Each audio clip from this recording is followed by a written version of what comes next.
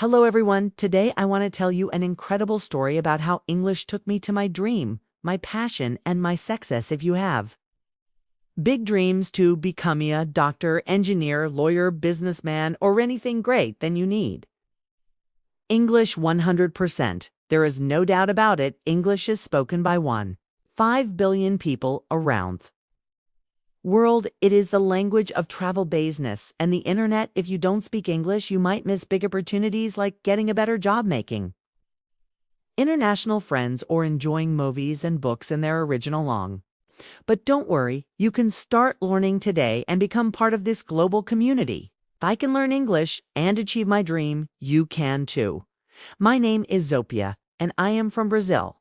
I was born in a small town in Brazil, and my family was not rich, not poor, just middle class. We had enough to live, but we couldn't afford luxuries. My parents worked very hard every day. My father was a taxi driver. My mother was a school teacher. They always told me education is the key to success since I was a little girl. I had only one dream: to become a doctor. I still remember the moment that changed my life. I was 10 years old. Was in the hospital because my little brother was very sick. He had a very high fever, and we were scared. My parents were crying then. A doctor came. He was calm, confident, and full of kindness. He smiled and said, "Don't worry, we'll take care of your son." I watched him work. He checked my brother, gave him medicine, and spoke with so much knowledge. And then, after a few hours, my brother's fever was gone. He was safe. At that moment, one day I will become a doctor and save lives. But as I grew up, I realized it's some thanter. If you want to become a doctor, you need English 100%. All medical books are in English. Shill medical research is in English. Even my country doctors needed English custody to communicate to work in hospitals, and my English was terrible. I went to a public school where I've taught very little English. I knew basic words like "Hilla, how are you?" But when I saw a sentence, I felt lost. I remember in school, my English teacher asked me, "Sophia, can you read this sentence?" I looked at the book. The words were dancing. I could not read. I could not understand. I wanted to cry. "I don't know, miss," I whispered. The class laughed. That day I went home and sat alone in my room. I thought, how will he become a doctor if I can't even read a simple sentence in English? I felt hopeless, but then something happened that changed everything. One evening, my father came home tired from work. He sat next to me and said, "Sophia, what is wrong? You are always sad these days." I looked at him and said, "Papa, I want to become a doctor, but my English is bad. Without English, I cannot study medicine." My father was quiet for a long time. Then he said, "If English is stopping you, then learn English. Go to a place where everyone speaks English." I was shocked. "But Papa, we don't have money for thought." He smiled and said, "We don't have much, but we have, your dreams are important." That night, my parents and is it together and talked about the best place to learn English. Why did we choose Canada? One, everyone speaks English. I would have no choice but to speak English every day. To great education system. Canada has the best schools for learning English. 3, multicultural and friendly people in Canada are warm and kind too. International students for affordable compared to other countries studying in the USA or the UK was too expensive, but Canada was possible. It was not an easy decision. We were a middle-class family. My parents had some savings, but not much. They made a huge sacrifice.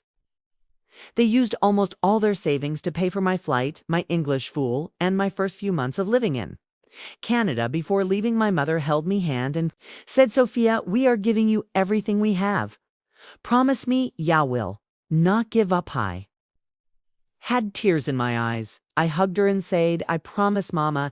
And then, with one suitcase, a little money, and a big dream, I flew to Canada. The moment I landed in Toronto, Canada, I felt like an alien. The weather was freezing in Brazil. It was always warm, but here my hands were like ice.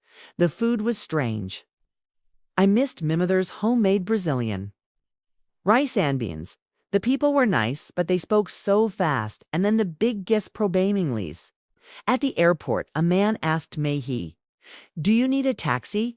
I panicked. I did not understand. I just smiled and sadies. He said, "Where to?" I had no idea. Waze said my brain stopped working. Finally, I showed him the address and my phone that night in my small rented room. I cried, "What am I doing here? I can't understand anything. How will I survive for the first time in my life?" I felt complaining. The next day I went to my English language school. The teacher smiled and said, "Welcome everyone. Let's introduce ourselves." When my turn came, I stood up. Me hands were shaking. I said, "My name's Sophia. I from Brazil." I wanted to say more, but my mind was blank. My words were stuck in my throat. The teacher smiled, but saw some students laughing. I sat down and felt humiliated. That night, I made a decision. No matter how hard it is, no matter how many mistakes I make, I will learn English. I made a plan. I promised myself, "Will do everything possible to become fluent." And that was the beginning of my English learning journey. I still remember my first few weeks in Canada. It was like stepping gento. A new world, exciting but all satisfying. Everything was different in me country. I understood very here. I felt like a babble learning how to speak. Before I tell you how I improved my English, let me tell you about the strangest things I noticed in Canada. No school uniforms in Brazil. Students wore new forms, but in Canada, children wore a new thing. They wanted some wore pajamas to school and nobody cared. People don't touch mock in my country. We hug, kiss on vetchik and stand close. But in Canada, people like personal space. If you hug someone without asking feeling comfortable, weather changes. In seconds, in minute, it's sunny. The next, it's raining or even snowing. Self-checkout in stores. In many supermarkets, there was no cashier. People scanned and paid for their own groceries. People say sorry for everything. Even if you step on their foot, they say, "Sorry, I found that so funny." Food portions are huge. I once ordered a small meal at a restaurant, and it was like food for 3 people, but biggest shock was the English. People spoke so fast and used slang I had never heard before in school. I learned pro-English, but in real life, people say things like, "Wanna grab a coffee? Wanna get a coffee? I'm down for that. I agree. That's solid. That's amazing." I felt like I had never studied English in my life. Second day in my English class, I was so nervous. The teacher gave us a simple writing task. I was excited. I can do this, I thought, but wench returned my paper. It was full of red marks. She said, "Sophia, your writing is good, but your sentence structure needs work. You think in Portuguese and translate to English. That's why it sounds strange." I felt frustrated. Speaking was even worse. The ocker asked me a question, and I knew the answer in my head, but when I opened my mouth, nothing came out. I felt like crying. Will I ever speak English fluently? I refused to stay weak in English. I knew that if I didn't improve me dream of becoming a doctor, would he? So I made a plan A. The head phonetic, talking to myself in public. One of my biggest problems was speaking. I was too shy and afraid of making mistakes. So found a solution. I put on headphones and walked around the city. Pretend I was on a phone call, but I was actually talking to myself in English. I described everything around me. I'm walking on the street. The sky is blue. That woman is wearing a red coat. Now I am entering a cafe. I will order a coffee. This helped me think in English and practice without fear. BT 3 new words rule. Every day I learn 3 new words and use them in a sentence. See, no more seti toes. At first, I watched movies in English with subtitles, but then I realized something. I was reading, not listening, so I turned off subtitles and forced myself to understand. It was hard at first, but soon I started catching common words and phrases. One day, I went to a coffee shop and decided today I will talk to someone in English no matter. I walked to the counter. The barista smiled and said, "Hey, what can I get you today?" My heart was beating fast. "Don't panic, Sophia.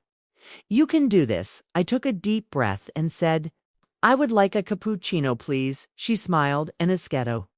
You want it with almond milk or regular milk?" I understood her. I quickly said, "Regular milk, please." She gave me my coffee and said, "Here. Q, go have a great day," and I replied, "You too." It was a small conversation, but I felt like I had won a gold medal that day. I realized something port English is not about being perfect. It's about being confident. Learning English was one challenge, but serving in Canada was another. Canada's expensive. Here's what I spent each month rent for a small room. $800, $100. I lived with a roommate to save money. Groceries $250. I learned to cook. At home to Savamani transportation, $120 a bus pass. In Toronto phone bill, $50 English classes. $500 per month. I worked part-time in Asmel Cafe to pay my bills. It was tough. I woke up at 6 o'clock a.m., went to school, worked in the cafe, came home tired and still studied English at night. I missed MIT family, I missed home, but every time it felt like giving up, I remembered my Prince O'Criffus. I could not fail. The biggest turning point was when I stopped translating. In my head, at first my brain always did this. I hear a sentence in English. I translated into Portuguese. In me head, I think of an answer in Portuguese. Then I translated back into English. This took forever, but after 4 months of daily English, amazing happened one day. I was in a grocery store. The cashier asked, "Do you need a bag?" And without thinking, I said, "No, I have one." Thanks. For the first time, my brain didn't translate. I realized I was finally thinking in English. If you are struggling with English, here is my advice. 1. Speak every day. Even if you are alone, use the headphone trick. Like I did. 2. Stop translating in your head. Start thinking NHNO tree. Talk to native speakers. 7. If it's scary for surround yourself with English, change your phone movies and music to English. 5. Don't afraid of mistakes. Mistakes help you grow, and most importantly, never give up. Still remember the day everything changed. For me, the day I realized, wow, I can actually speak English. But before I tell you that story, let me take you deeper into my life in Canada. The struggles, the weirdest things, and how I finally started speaking English like a native. I had been in Canada for 6 months and my English was improving. I could understand people better. I could order food without feeling scared. I could even talk to my classmates, but I still had one big problem.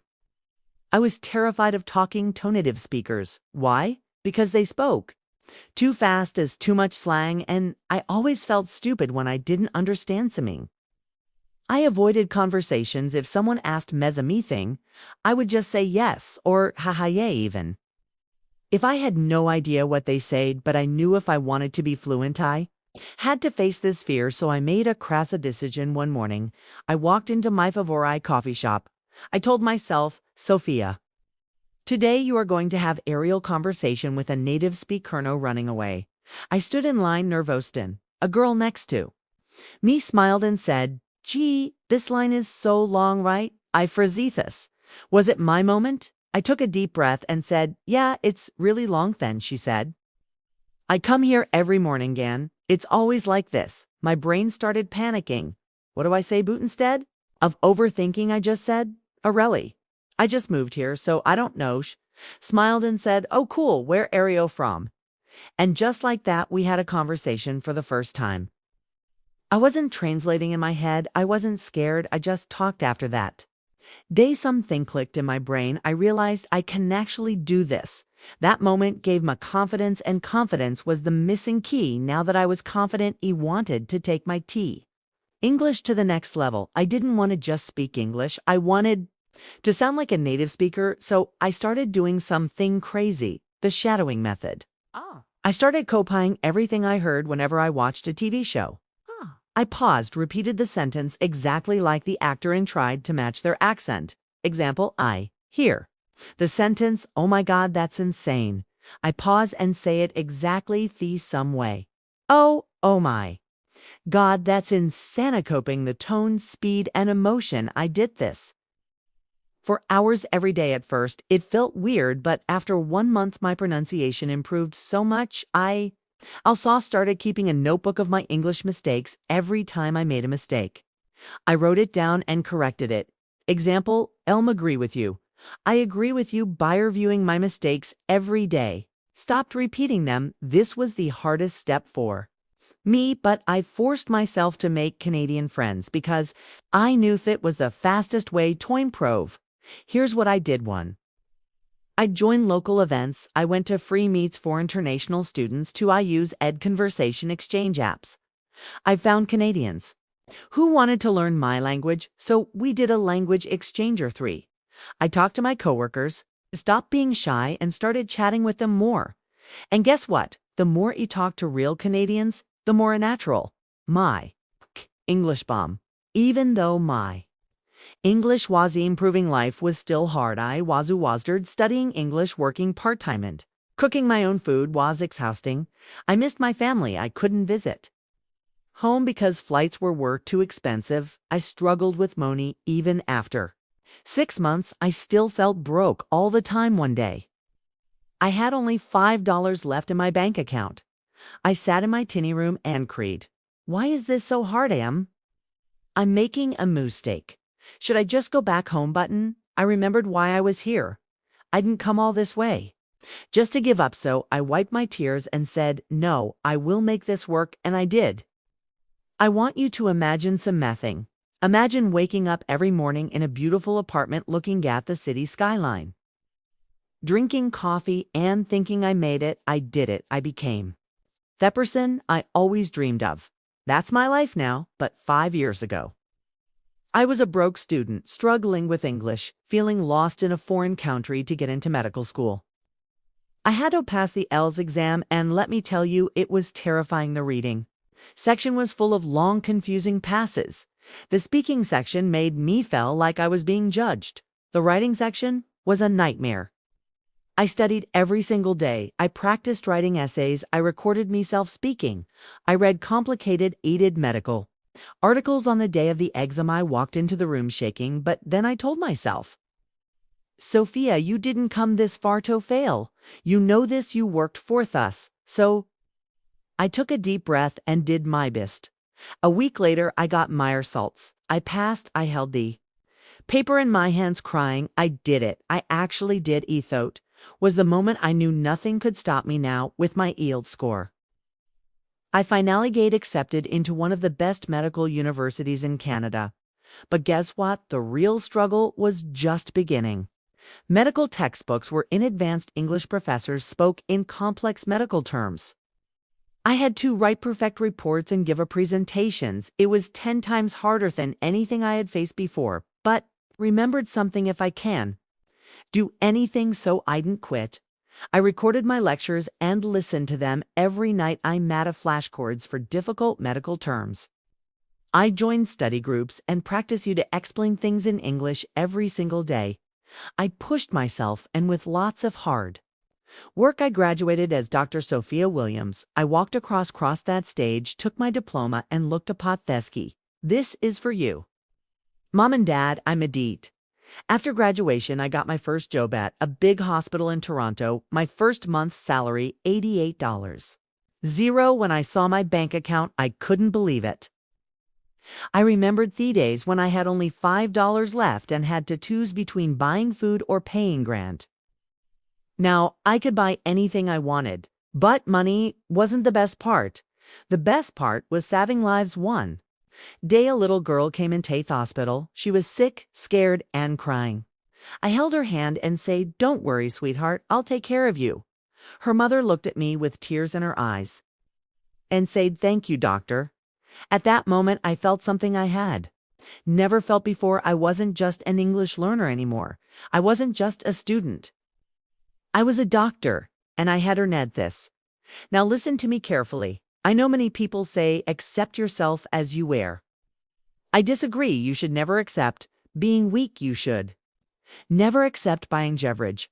You must change yourself, not for society, not for your friends, not for your family. Change yourself for you. Because let me tell you something, nobody is coming to save you.